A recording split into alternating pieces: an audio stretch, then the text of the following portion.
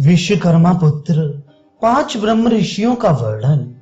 ऋषिगण बोले, हे सूत जी, आपने भगवान के 5 मुख से उत्पन्न होने वाले 5 पुत्रों के नाम तो बताए, किंतु उन्होंने इस संसार में क्या क्या कार्य किए, कृपया उसका वृत्तांत हमें विस्तार पूर्वक और सुनाइए। हमें विश्वास है कि उनका वर्णन भी रोचक तथा ज्ञानवर्धक होगा। ऋषियों के वचन सुन सूत जी बोले, हे मुनियों, आपका विचार वास्तव में युक्ति संगत है। उन्होंने इस संसार में जो कार्य किए वे केवल रोचक तथा ज्ञानवर्धक ही नहीं थे, जनसाधारण के लिए भी अतीव कल्याणकारी थे। उनके कार्यों एवं चरित्रों को जो व्यक्ति श्रद्धा पूर्वक पढ़ेगा अथवा सुनेगा और जो उनके कार्यों का अनुकरण करेगा, वह संसार में पूजनीय स्थान प्राप्त करेगा। इन चरित्रों का इतना अभूतपूर्व महात्म्य है कि एक बार श्रद्धा के साथ सुन लेने मात्र से श्रोता को समस्त रोगों एवं शोकों से छुटकारा मिल जाता है। जो मनुष्य इसे नियम पूर्वक 7 बार सुन लेता है, उसे कभी सुख संपत्ति का अभाव नहीं रहता।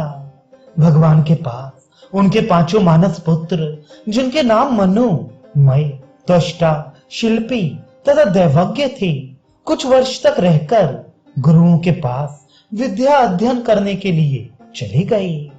जब वे विद्या अध्ययन समाप्त कर अपने पिता के पास लौटे तो 5 भाई उनके निर्देशानुसार ब्रह्मांड के स्थावर एवं जंगम प्राणियों के कल्याण के लिए नाना प्रकार के कार्य करने लगे। फिर सूत जी कहते हैं, ऋषियों, उनके चरित्र का आगे गुणगान करने से पूर्व मैं उनके विषय में कुछ महत्वपूर्ण बातें बता दूं। विश्वकर्मा जी के प्रथम मुख से, जिसका नाम सद्योजात था, मनु उत्पन्न हुए थे। वे अपने शुभ कर्मों के कारण ब्रह्म ऋषि कहलाए। उनका गोत्र सानक था। उनके 25 उपगोत्र थे। इन उपगोत्रों को गण गोत्र भी कहते हैं। इनके प्रमुख वेद का नाम ऋग्वेद तथा उपवेद का नाम आयुर्वेद था। इन्होंने आश्वालयन सूत्र का अध्ययन करके लौह संहिता का अभ्यास किया तथा लौह संबंधी शिल्प में कुशलता प्राप्त की। ये त्रिकोण कुंड में यज्ञ करके अपने आराध्य देव रुद्र की उपासना करते थे। इन्होंने सब प्रकार के छोटे बड़े शिल्पों की रचना कर अखिल ब्रह्मांड में निवास करने वाले प्राणियों का उपकार किया। जैसा कि मैंने बताया, प्रभु के वामदेव नामक दूसरे मुख से ब्रह्म ऋषि मय का जन्म हुआ था। उनका गोत्र सनातन था। उनके भी 25 उपगोत्र थे। वे मुख्य रूप से यजुर्वेद तथा धनुर्वेद नामक उपवेद के ज्ञाता थे। इनके पुत्र ने आप स्तंभ सूत्र का अध्ययन किया था तथा सूत्र संहिता को अपनाया था। मैं भगवान विष्णु के उपासक थे और चौकोर कुंड में यज्ञ की आहुति देते थे। इस वंश के लोग काष्ठ शिल्प में पारंगत थे। उन्होंने अनेक महत्वपूर्ण कार्य किए। त्वष्टा का जन्म प्रभु के अघोर नामक तीसरे मुख से हुआ था। इनका गोत्र अहभुन था। इनके भी गण गोत्र 25 थे। ये सामवेद के ज्ञाता थे। उपवेद के रूप में उन्होंने गांधर्व वेद का अध्ययन किया था। दाक्षायन सूत्र इनका प्रिय विषय था तथा ताम्र संहिता में इनकी विशेष गति थी। ब्रह्मा इनके आराध्य थे, जिन्हें वे गोलाकार कुंड में यज्ञ की आहुति देते थे।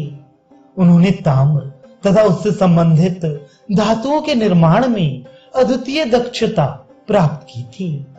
विश्वकर्मा के चौथे मुख तत्पुरुषन से उत्पन्न शिल्पी का गोत्र प्रतन था। इनके भी 25 उपगोत्र थे। इन्होंने अथर्व वेद का अध्ययन किया था। शिल्प वेद इनका उपवेद था। इन्होंने बोधायन सूत्र एवं शिल्प संहिता को अपनाया था। इंद्र इन ब्रह्म ऋषि के आराध्य थे।